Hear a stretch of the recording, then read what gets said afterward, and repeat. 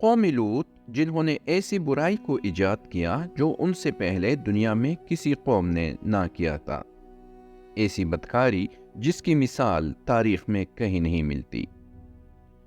اس قوم نے ایسا کیا کام کیا تھا اور ان کا کیا انجام ہوا، آج ہم آپ کو تفصیل سے بیان کرتے ہیں۔ ناظرین کرام، حضرت لوط علیہ السلام اللہ تعالیٰ کے برگزیدہ نبی تھے۔ آپ کے والد کا نام ہاران تھا جو تارخ کے بیٹے تھے۔ حضرت لوط علیہ السلام حضرت ابراہیم علیہ السلام کے بھتیجے تھے، کیونکہ ابراہیم علیہ السلام اور ہاران اور ناہور آپس میں بھائی تھے۔ آپ علیہ السلام 1980 قبل مسیح میں عراق کے شہر ار میں پیدا ہوئے تھے اور اپنے بچپن کے دن وہی گزاری۔ حضرت لوط علیہ السلام اپنے چچا حضرت ابراہیم علیہ السلام کی اجازت اور حکم سے ان کا علاقہ چھوڑ کر غور زہر کے علاقے سدوم شہر میں آباد ہو گئے۔ اللہ تعالیٰ نے جب حضرت لوط علیہ السلام کو نبوت سے سرفراز کر کے قوم لوط کی طرف جانے کا حکم دیا تو حضرت لوط علیہ السلام جب اس قوم کے مرکزی شہر سدوم میں آ کر ٹھہرے تو دیکھا کہ وہاں کے باشندے بدکاریوں میں اس قدر مبتلا تھے کہ الامان والحفیظ، دنیا کی کوئی برائی ایسی نہیں تھی جو ان میں موجود نہ ہو اور کوئی خوبی ایسی نہ تھی جو ان میں پائی جاتی ہو۔ دنیا کی سرکش، بد اخلاق اور بداتوار قوم کے دوسرے عیوب و بدکاریوں کے علاوہ یہ قوم ایک خبیث عمل ہم جس پرستی میں مبتلا تھی۔ محققین اس قوم کے بے شمار جرائم اور ان کی اخلاقی پستیوں کا ذکر کرتے ہیں، مگر ان کے سب سے بڑے جرم کی وجہ سے جو خدا نے ان پر عذاب طاری کیا تو انہیں نیست و نابود کر دیا۔ حضرت لوط علیہ السلام جب اس قوم میں پہنچے تو آپ نے دیکھا کہ وہ قوم ہم جس پرستی جیسے قابل نفرت فعل میں مبتلا تھی، جس کی بدولت اس قوم نے شہرت دوام حاصل کر رکھی تھی اور اس کے ارتکاب سے بدکار انسان کبھی باز نہیں آئے۔ لیکن یہ فخر صرف یونان کو حاصل ہے کہ اس کے فلاسفر نے اس گناؤنے جرم کو اخلاقی خوبی کے مرتبے تک اٹھانے کی کوشش کی اور اس کے بعد جو کسر باقی رہ گئی تھی اسے جدید مغربی تہذیب نے پورا کیا کہ اعلانیہ اس فعل بد کے حق میں زبردست پروپیگنڈا کیا گیا، یہاں تک کہ بعض ملکوں کے مجالس قانون ساز نے اسے باقاعدہ جائز قرار دیا، حالانکہ یہ بالکل ایک صریح حقیقت ہے کہ ہم جس پرستی قطعی طور پر وضع فطرت کے خلاف ہے۔ مورخین اس قوم سے متعلق مزید لکھتے ہیں کہ یہ لوگ صرف بے حیا اور بد کردار اور بد اخلاق ہی نہ تھے، بلکہ اخلاقی پستی میں اس حد تک گر گئے تھے کہ انہیں اپنے درمیان نیک لوگوں کو رکھنا بھی گوارا نہ تھا۔ وہ بدی میں یہاں تک غرق ہو چکے تھے کہ اچھے اور پاکیزہ لوگوں کو اپنے اندر رکھنا بھی پسند نہیں کرتے تھے۔ اسی بنا پر جس قوم کی اجتماعی زندگی میں پاکیزگی کا ذرا سا بھی عنصر نہ رہے، پھر اسے زمین پر زندہ رکھنے کی کوئی وجہ نہیں رہتی۔ اسی قوم لوط سے متعلق محققین مزید لکھتے ہیں کہ انسان کی عام عادت یہ ہے کہ جب وہ کسی کا محتاج نہیں رہتا تو پھر سرکشی کرنے لگتا ہے۔ قوم لوط کو بھی خدا نے نوازا تھا اور ان کے لیے اپنی نعمتوں کے دروازے کھول دیے تھے۔ عام انسانی عادت کے تحت دولت و ثروت کے نشے میں مبتلا ہو کر عیش و عشرت اور ہوس و ہوس کے اس کنارے پر پہنچ گئے کہ انسانی غیرت، حیا اور اچھے برے کی فطری تمیز بھی کھو بیٹھے تھے۔ ایسے خلاف فطرت بدکاری میں مبتلا ہو گئے جو حرام اور گناہ ہونے کے علاوہ فطرت سلیمہ کے لیے نفرت اور ایسے گن کے کام ہے کہ عام جانور بھی اس کے پاس نہ جائیں۔ چنانچہ اس قوم میں داخل ہونے کے بعد حضرت لوط علیہ السلام نے دیکھا کہ اس قوم کے 5 بڑے بڑے شہر تھے۔ آپ نے ان کے مرکزی شہر سدوم میں قیام فرمایا اور ان کے حالات کا جائزہ لینے کے بعد اس قوم کو مخاطب کر کے فرمایا، کیا تم ایسا فحش کام کرتے ہو جو تم سے پہلے سارے جہان میں کسی نے نہیں کیا ہے؟ لیکن حضرت لوط علیہ السلام کی یہ قوم گویا گناہوں کا مجموعہ تھی۔ فعل بد کے علاوہ ان کے اندر اور بہت سی خامیاں اور بدعمالیاں تھیں۔ ان کی ایک عادت یہ بھی تھی کہ ان کے علاقوں میں باہر سے آنے والے تاجروں اور سوداگروں کے مال کو ایک نئے اور اچھوتے انداز میں لوٹ لیا کرتے تھے۔ چنانچہ ان کا یہ طریقہ تھا کہ جب کوئی سوداگر باہر سے آ کر ان کے مرکزی شہر صدوم میں مقیم ہوتا تو اس کے مال کو دیکھنے کے بہانے ہر شخص توڑی توڑی چیزیں اٹھاتا اور لے کر چل دیتا، اور تاجر بیچارہ حیران اور پریشان ہو کر رہ جاتا۔ ان سے متعلق ایک عجیب و غریب واقعہ یہ بھی ہے کہ ایک بار حضرت ابراہیم علیہ السلام اور حضرت سارہ نے اپنے ایک غلام کو حضرت لوط علیہ السلام کے علاقوں کی طرف بھجوایا۔ وہ قوم لوط کے مرکزی شہر صدوم میں داخل ہوا۔ مقصد یہ تھا کہ حضرت لوط علیہ السلام سے مل لے اور واپس جا کر حضرت لوط علیہ السلام کی خیریت کی اطلاع حضرت ابراہیم علیہ السلام اور حضرت سارہ علیہ السلام کو دے۔ چنانچہ جب قوم لوط کے مرکزی شہر صدوم پہنچا تو اسے اجنبی سمجھ کر ایک صدومی نے اس کے سر پر پتھر کھینچ مارا۔ اس غلام کے سر سے خون جاری ہو گیا اور سر سرخ ہو گیا۔ تب آگے بڑھ کر صدومی کہنے لگے، میرے پتھر کی وجہ سے تیرا سر سرخ ہوا ہے، لہٰذا مجھے اس کا معاوضہ ادا کرو۔ اور جب وہ غلام حیران اور پریشان ہوا، معاوضہ نہ دیا، تب وہ غلام کو کھینچ کر صدوم شہر کی عدالت میں لے گیا۔ حاکم صدوم نے مدعی کا بیان سن کر کہا، بے شک غلام کو صدومی کے پتھر مارنے کی اجرت دینی چاہیے۔ غلام یہ سن کر غصے میں آپے سے باہر ہو گیا، چنانچہ اس نے بھی ایک پتھر حاکم کے سر پر دے مارا اور کہنے لگا، میرے پتھر مارنے کی جو اجرت بنتی ہے وہ تو اس صدومی کو دے دینا۔ یہ کہہ کر وہاں سے بھاگ گیا۔ بہرحال اہل صدوم اس قدر ظلم، بے حیائی، بد اخلاقی اور فسق و فجور میں مبتلا تھے کہ اس زمانے کی قوموں میں ان کی جانب اس قسم کے واقعات عام طور پر منسوب کیے جاتے تھے۔ ان حالات میں حضرت لوط علیہ السلام نے ان کو ان کی بے حیائیوں اور خباثتوں پر ملامت کی اور شرافت اور طہارت کی زندگی بسر کرنے کی رغبت دلائی، اور حسن خطابت، لطافت اور نرمی کے ساتھ جو ممکن طریقے سمجھانے کے ہو سکتے ہیں ان کو سمجھایا اور نصیحت کی، اور گزشتہ اقوام کی بدعمالیوں کے نتائج اور ثمرات بتا کر عبرت دلائی، مگر ان بدبختوں پر متعلق اثر نہ ہوا، بلکہ الٹا حضرت لوط علیہ السلام کو مخاطب کر کے کہنے لگے، بے شک یہ پاک لوگ ہیں۔ قوم لوط کا یہ مذاقیہ فقرہ تھا، گویا حضرت لوط علیہ السلام اور ان کے خاندان کا طنز کرتے اور ان کا مذاق اڑاتے تھے کہ بڑے پاک باز ہیں، ان کا ہماری بستی میں کیا کام۔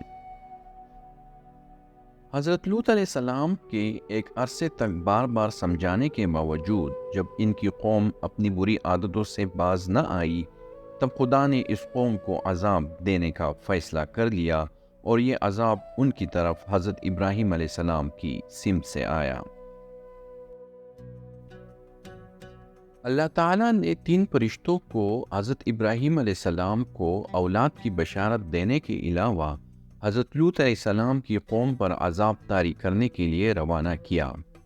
حضرت ابراہیم علیہ السلام کی زوجہ حضرت سارہ علیہ السلام سے کوئی اولاد نہ تھی، اور ان کو اولاد کی بڑی تمنا تھی، مگر دونوں کا بڑھاپا تھا، بظاہر کوئی امید نہ تھی۔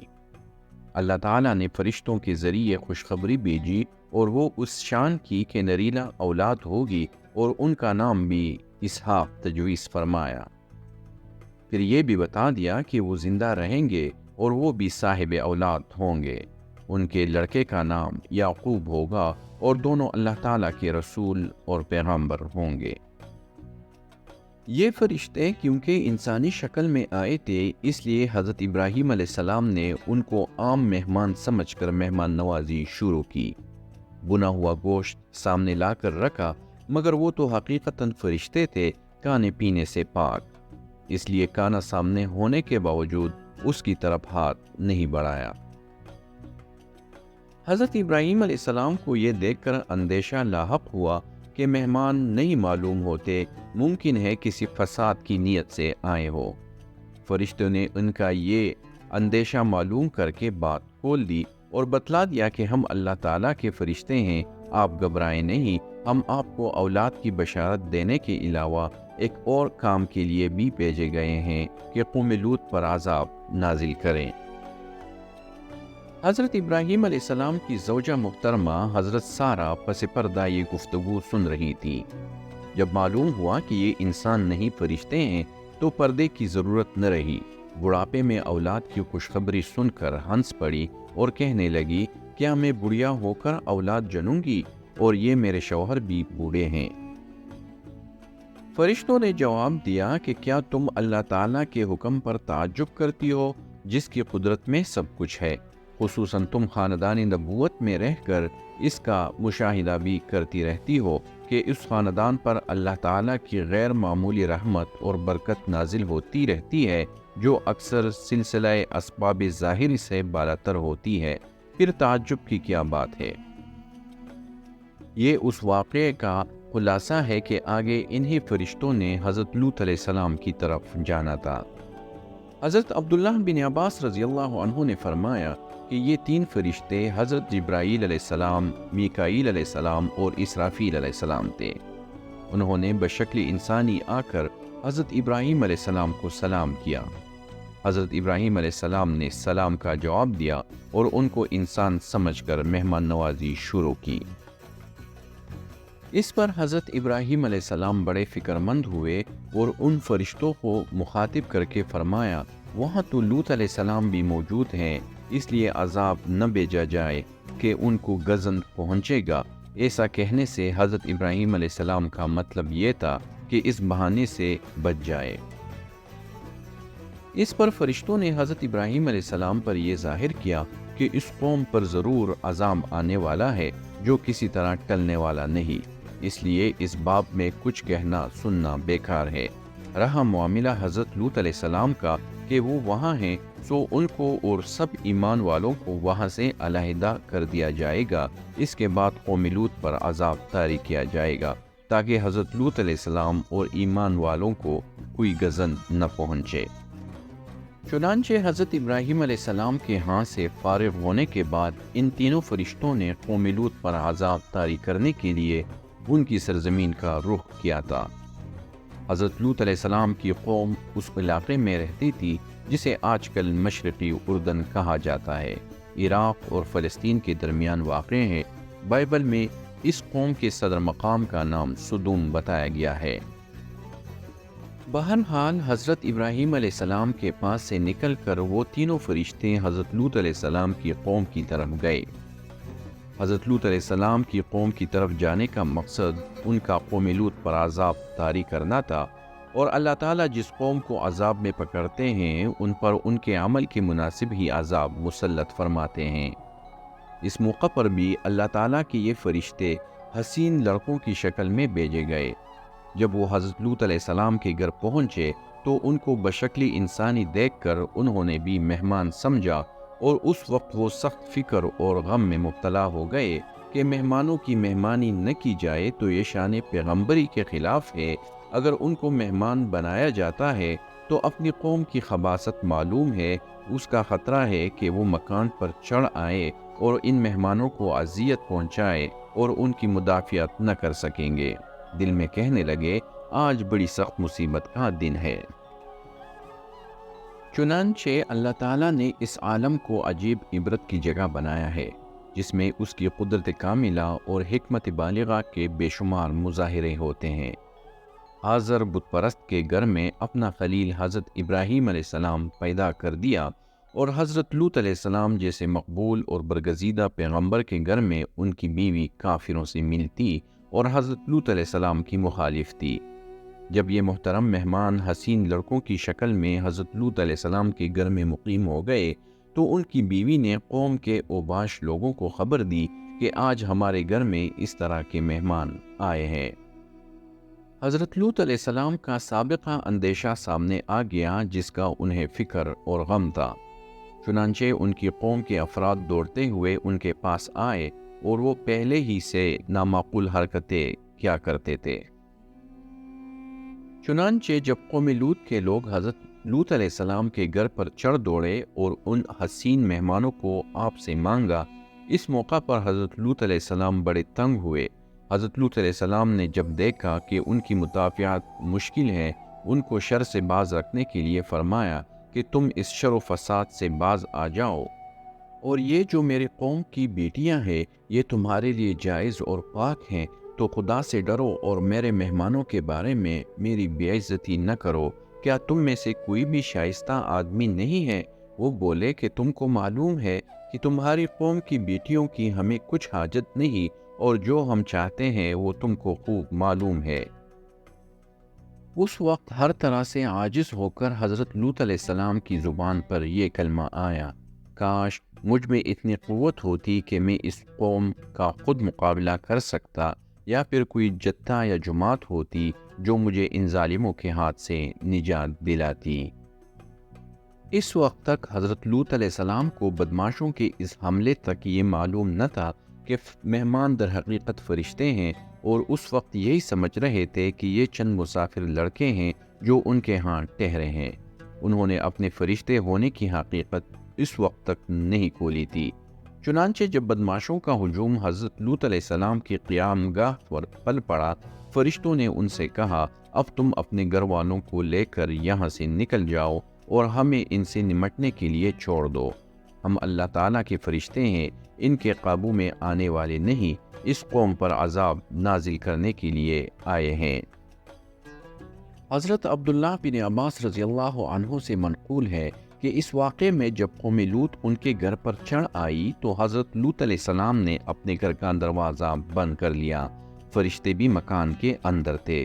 چنانچہ لوگوں نے دیوار پاند کر اندر گھسنے کا اور دروازہ توڑنے کا ارادہ کیا، اور جب فرشتوں نے حضرت لوط علیہ السلام کا یہ اضطراب دیکھا تو حقیقت کھول دیا اور کہہ دیا کہ آپ دروازہ کھول دیں، ہم ان کو عذاب کا مزہ چکھاتے ہیں۔ دروازہ کھلا تو جبرائیل امین نے اپنے پر کا اشارہ کیا تو وہاں جمع سب لوگ اندھے ہو گئے اور بھاگنے لگے۔ اس وقت فرشتوں نے حضرت لوط علیہ السلام کو کہا کہ آپ رات کے آخری حصے میں اپنے اہل و عیال کو لے کر یہاں سے نکل جائے، اور یہ ہدایت کر دیجئے کہ ان میں سے کوئی پیچھے مڑ کر نہ دیکھے بجز آپ کی بیوی کے، کیونکہ اس پر تو وہی عذاب پڑنے والا ہے جو قوم پر پڑے گا۔ فرشتوں کے کہنے کا مطلب یہ تھا کہ آپ اپنی بیوی کو ساتھ نہ لیں۔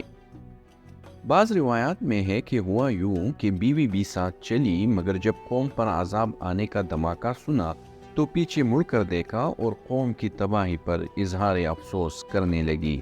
اسی وقت ایک پتھر آیا جس نے اس کا خاتمہ کر دیا۔ فرشتوں نے یہ بھی بتلا دیا کہ صبح ہوتے ہی آپ کی قوم پر عذاب آ جائے گا۔ چنانچہ حضرت لوط علیہ السلام نے فرمایا کہ میں چاہتا ہوں کہ اور بھی جلد عذاب آ جائے۔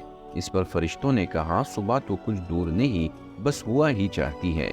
پھر اس عذاب کا قرآن مقدس میں اس طرح بیان فرمایا کہ جب ہمارا عذاب آ گیا تو ہم نے ان بستیوں کے اوپر کا حصہ نیچے کر دیا اور ان پر ایسے پتھر برسائے جن پر ہر ایک کے نام کی علامت لگی ہوئی تھی۔ مفسرین نے کہا ہے کہ جبرائیل علیہ السلام نے اپنے پر کے ایک کنارے کے ساتھ ان کے علاقے کو اس کی بنیادوں سے اکھیڑ دیا۔ ان بستیوں کی تعداد 7 تھی۔ ان کی آبادی سمیت ان بستیوں کو اٹھا لیا۔ کہتے ہیں کہ وہ 400 افراد تھے اور بعض کے قول کے مطابق 4000 تھے۔ ساتھ ہی ان کے جانور وغیرہ اور آس پاس کے کھیتوں اور زمین کو بھی اٹھا لیا اور آسمان تک بلند کیا، حتیٰ کہ آسمان کے فرشتوں نے ان کے مرغوں کی آوازیں اور ان کے کتوں کا بھونکنا سنا، پھر ان کو الٹا کر دیا اور اوپر والی زمین نیچے آ گئی۔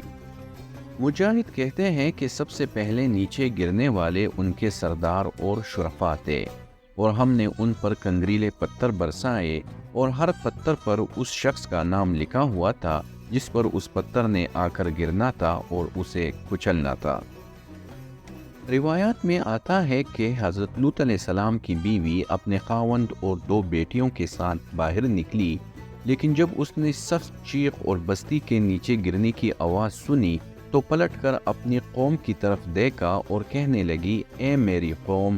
اس کہنے اور پلٹ کر دیکھنے کے نتیجے میں اس پر بھی ایک پتھر آ گرا اور اسے کچل کر رکھ دیا، اور اس کا انجام بھی اس کی اپنی قوم جیسے ہوا، اور حقیقت میں وہ انہی کے دین و مذہب پر تھی، اور لوط علیہ السلام کے پاس آئے ہوئے مہمانوں کی اپنی قوم کے لیے جاسوسی کرتی تھی۔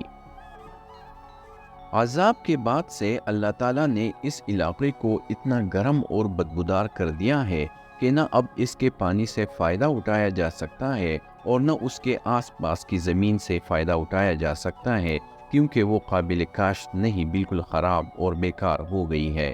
اس طرح اللہ نے اس بستی کو عبرت و نصیحت کے لیے نمونہ اور اپنی عظمت و قدرت کی نشانی، اور اپنی مخالفت کرنے والوں اور رسولوں کی تکذیب کرنے والوں، اپنے نفس کی خواہش کو پیروی کرنے والوں اور اپنے مالک و آقا کی نافرمانی کرنے والوں سے انتقام کی مثال بنا دیا، اور اس بات پر دلیل قائم کر دی کہ اللہ تعالیٰ اپنے ایماندار بندوں کو ہلاکت و تباہی سے نجات دیتا ہے اور ان کو اندھیرے سے نکال کر روشنی کی طرف لاتا ہے۔ پس عقلمند اور سمجھدار اور اپنے رب سے ڈرنے والا شخص وہ ہے جو اللہ کے حکموں کو بجا لاتا ہے اور حلال و جائز بیویوں اور لونڈیوں سے اپنی خواہش پوری کرتا ہے، اور شیطان مردود کے پیچھے نہیں چلتا کہ کہیں اس پر بھی وہ عذاب نازل نہ ہو جائے جو قوم لوط پر آیا تھا، اور اللہ کے اس فرمان اور یہ بستی ظالموں سے کوئی دور نہیں کہ گروہ میں آ کر تباہ و برباد نہ ہو جائے۔